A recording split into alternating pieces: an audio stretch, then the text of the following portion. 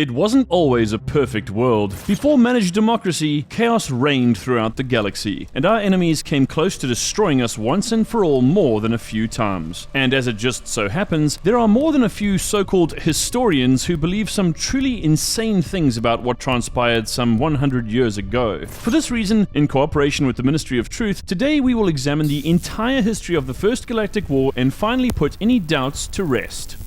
Super Earth, or simply Earth as it was once known, was formed some 4.5 billion years ago. With the rise of humanity approximately 250,000 or so years ago, our species has gone from strength to strength, rising up to become the dominant form of life on the planet. But with such rapid progress in the 20th and 21st centuries, humanity found itself on the brink of implosion somewhere between the year 2015 and 2044. What became known as the Great War or Last Great War began at some point during this period and led to the nuclear annihilation of many of Earth's northern territories. What was once known as the United Kingdom was completely wiped off the map, along with parts of Russia, Siberia, Greenland, Alaska, and Canada. In spite of this, the United States and China were left largely unaffected, and it is speculated that it was primarily these two territories that began reconstruction operations. Prior to or during the Great War, the Alcubierre warp drive was invented at some point in the 2030s, enabling faster than light, or FTL, travel to virtually any point in the galaxy. And so with the dust of nuclear war settling and the advent of FTL space travel, what was to become the Federation of Super Earth was established, and humanity set off into the darkness of the galaxy to explore it and find out what lurked within its depths.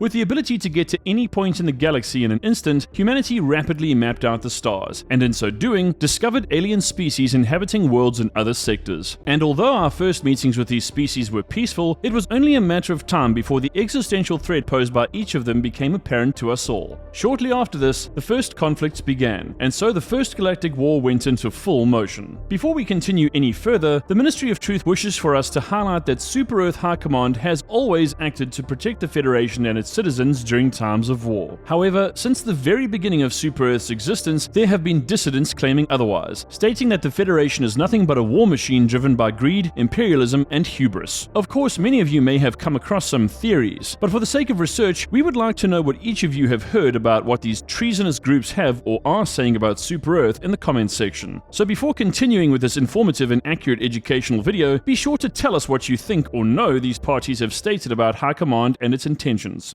Now, if for some reason you missed your super history classes, we'll kindly remind you of the enemy factions that played a key role in the First Galactic War. The first of these is the Bugs, which bear many resemblances to the Terminids, but are genetically and structurally quite different in a number of ways. It is not concretely known exactly how humans came across the Bugs, but the dominant narrative is that early colonists somehow disturbed a nest which prompted this disgusting species to attack. It is believed that more nests were then discovered on neighboring worlds, prompting Super Earth to take more drastic measures in ensuring they would not become a plague on the galaxy. The second faction consists of former humans that became obsessed with augmenting their bodies using inferior technology to become the hideously socialist cyborgs. Seemingly dissatisfied with managed democracy and freedom, the cyborgs hail from Cyberstan and claim to be oppressed and marginalized by the Federation of Super Earth. In a show of discontent, the cyborgs conducted a series of terrorist attacks against Super Earth, the most notable of which was the bombing of District 40, which tragically claimed the lives of thousands of super citizens. As a direct response, Super Earth had no choice but to declare war against the cyborgs in an effort to quell their uprising and put an end to their seditious behavior once and for all. And last but certainly not least, we have the dreaded Illuminates, aka the Squith, a species of highly advanced cephalopod-like aliens with strange psionic abilities. The Illuminates actually attempted to make peace with Super Earth right in the beginning, and as lovers of peace and justice, High Command was more than willing to accept their offer. But the malign machinations of the Illuminates were soon revealed when powerful weapons known as obliterator bombs were found to be in their possession. Capable of destroying all life on entire planets, Super Earth was forced to launch preemptive strikes against the Illuminates, thrusting the men and women of the Federation headlong into a brutal conflict with this highly advanced and highly dishonest alien species. Though very different, each faction posed a significant threat to Super Earth. The Bugs with their enormous numbers, the Illuminates with their super weapons, and, worst of all, the Cyborgs with their socialist, reformist ideals. Drastic measures had to be taken, which is precisely why the Helldivers, an elite fighting force dropping directly into the worst situations in the galaxy, came into being. Though there is some debate as to the exact nature of their origins, there can be no doubt that the First Galactic War is what made the Helldiver Corps the unstoppable fighting force it is today.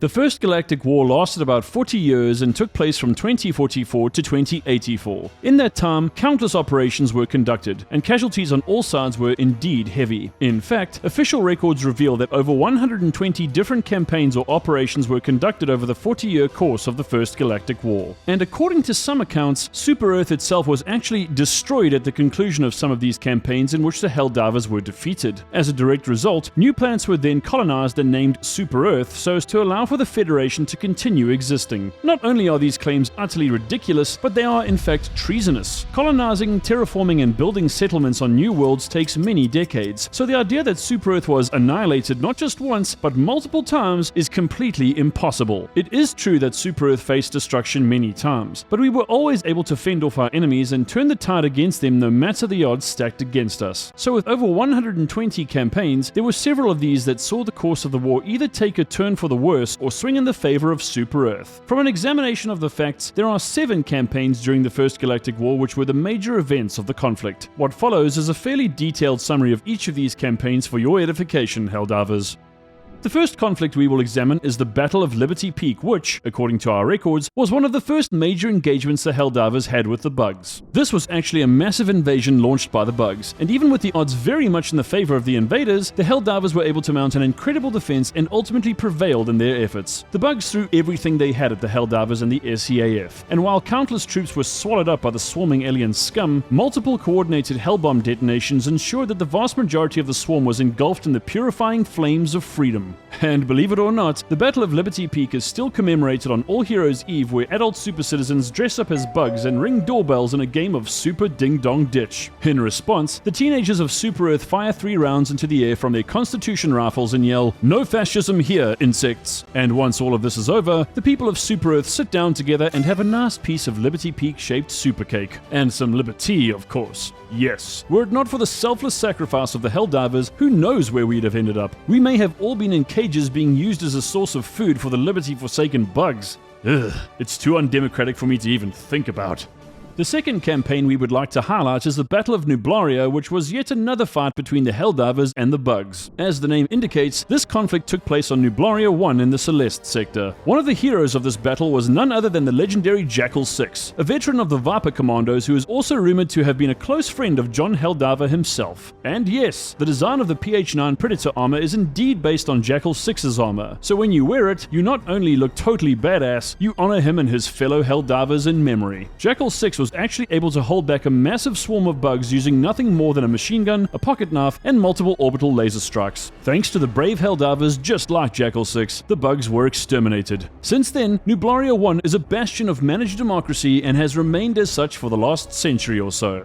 We are sure that most of you are well aware of Planet X-45 in the Emir sector. Well, during the First Galactic War, it was the location of a secret weapons research lab. In spite of our best efforts to keep this facility concealed, the cyborgs became aware of its existence and so moved to claim it for themselves. There is some debate as to what happened after this, but in principle, there are 2 main theories. Either the Helldivers were able to repel the cyborgs who then, in an act of revenge, decided to use nuclear munitions to attack the planet and leave it inaccessible for decades, or the cyborgs actually succeeded, forcing High Command to launch nukes to stop the socialist monsters from finding out our most coveted secrets. Either way, the result was that Planet X-45 was uninhabitable for over 100 years, and only recently with the successful completion of Operation Starslayer were the Helldivers able to recover our plans for the Interplanetary Battle Station, which is now the DSS, as well as a cache of MLS-4X Commando missile launchers and blueprints for Tier 5 Super Destroyer upgrades. Though Planet X-45 was technically lost to us and everyone else for over a century, it is now safely back in the hands of Super-Earth thanks to the incredible heroism of the Helldivers.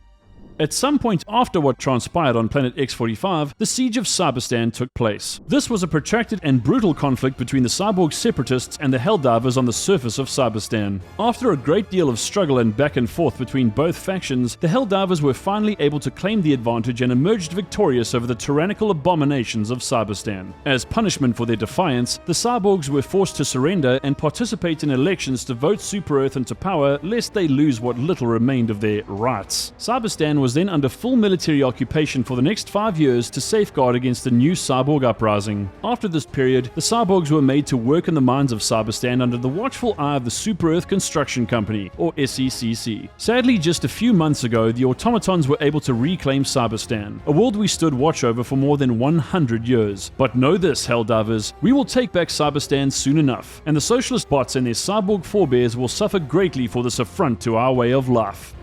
One of the most intense conflicts of the First Galactic War is undoubtedly the Battle of Choepessa IV, sometimes referred to as the Liberation of Choepessa IV. This was yet another battle between the Helldivers and the scuttling bugs, which saw some of the fiercest fighting the galaxy has ever borne witness to. Believe it or not, Choepessa IV was once a thriving jungle planet filled with lush vegetation and terrestrial life. At any rate, the fight between the Helldivers and the bugs was so brutal that it resulted in a massive amount of orbital ordnance being used to bombard the planet. In fact, so consummate was the bombardment that Choepessa IV's sun was blocked for an entire lunar cycle, some 29.5 days. Although the bugs were ostensibly able to overcome the SEAF and Helldivers' defenses, the orbital assault ultimately led to their defeat. However, over the course of the last 100 years, Choepessa IV has changed from a once thriving world teeming with life to a frozen wasteland, possibly as a result of those terrible events that took place all those years ago. Mercifully, Choepessa IV is still held by Super Earth, and as long as the Helldivers continue to fight with everything in them, it will remain as such forevermore.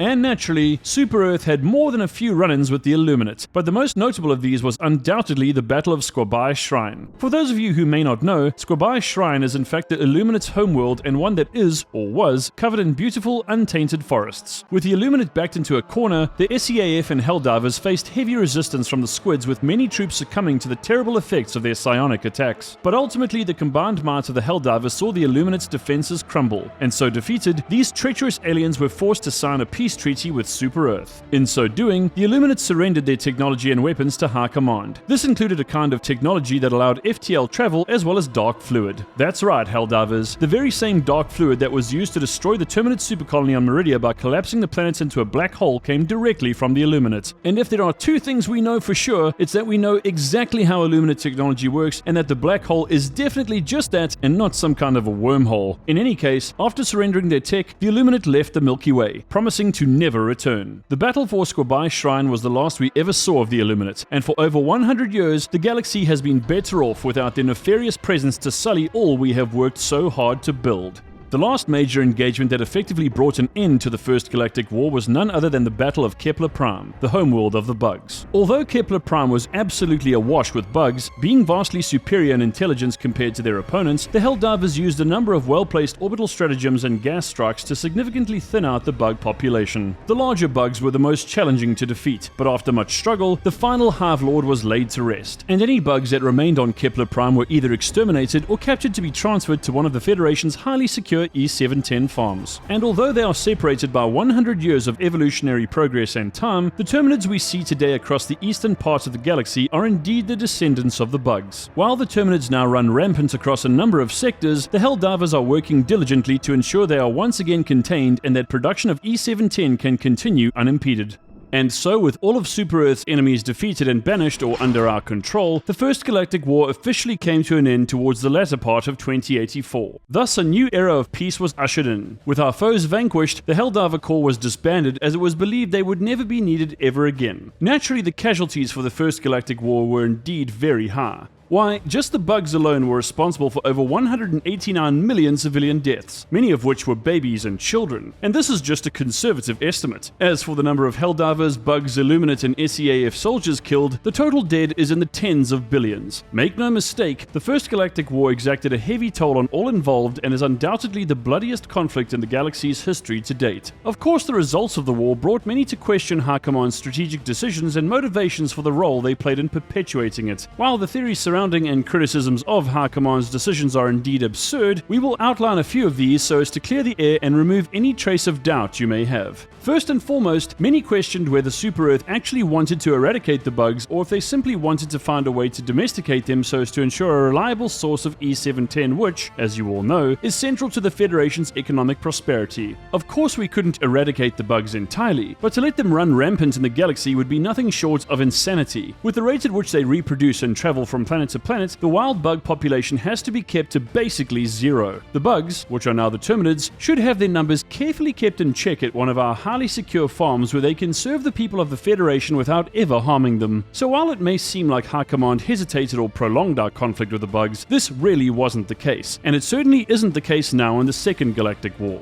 Then there were questions about our fight with the cyborgs and whether they really did initiate hostilities against Super Earth. In fact, there were many parties that suggested Super Earth was actually behind the terrorist attacks that killed thousands of innocent civilians on Cyberstan. This is a monstrous notion and one that cannot be believed under any circumstances. High Command has always put the lives of the Federation's citizens first and would never do anything to harm them under any circumstances. If you have ever seen what the automatons do to the citizens of Super Earth, you'll know that their cyborg progenitors are no different. In fact, they may be even worse. The cyborgs abandoned their humanity and decided that violence and tyranny were the only means of obtaining their goals, something the automatons continue to this day, over 100 years later. Finally, many parties still question exactly what transpired with the Illuminate, intimating that Super Earth fabricated the stories of them possessing superweapons to justify attacking them. These dissidents suggest that High Command simply wanted the Illuminate's advanced technology for themselves and so went to great lengths to defeat the Squith. Helldivers. Super Earth did what it had to do to ensure the Illuminate would never be able to deploy their obliterator bombs. Our preemptive strikes were necessary to show them we meant business and take out their ability to use their weapons of mass destruction. While we were able to obtain their technology following their defeat, this was simply a reward for the sacrifices of our troops and one that has brought continued peace and prosperity to the Federation. So yet again, in spite of what the naysayers and traitors might think, Super Earth remains righteous and the only power capable of ensuring that managed democracy reigns across the length and breadth of the galaxy. Naturally, with factions such as the Chaos Divers questioning the decisions and actions of High Command, there is still much work to be done. From sabotaging our weapons and munitions to redirecting funds from children's homes to finance the construction of the DSS, the accusations against High Command are practically never-ending. And even though Super Earth has brought prosperity to countless billions, there are still those who question its motivations and decisions. Nevertheless, we know that the Helldivers, loyal heroes and lovers of managed democracy, will always do their duty and continue to maintain our way of life no matter what criticisms are leveled against High Command.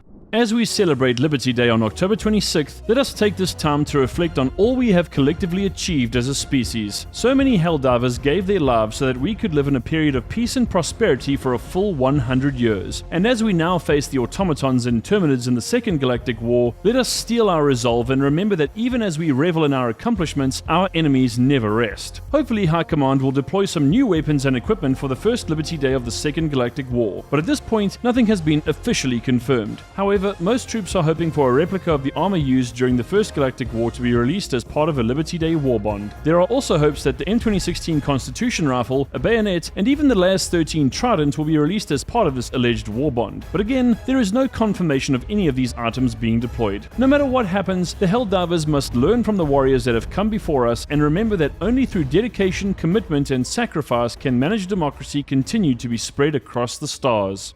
And thus ends another broadcast from the SCS. With that, what do you think of all the rumors of High Command's motivations? And do you really believe Super Earth was actually destroyed not just once, but several times? Please feel free to share your thoughts and opinions in the comments section. And yes, anyone expressing controversial ideas will have their activities closely recorded and may or may not be transferred to a re-education facility. As for those of you who love history and learning more about Super Earth and the Helldiver Corps, why not find out what type of Helldiver you are? Or maybe even learn about the alleged hidden fourth faction that is already among us. After all, knowledge is democratic. On behalf of the Ministry of Truth and Super Earth High Command, this is the SCS signing off.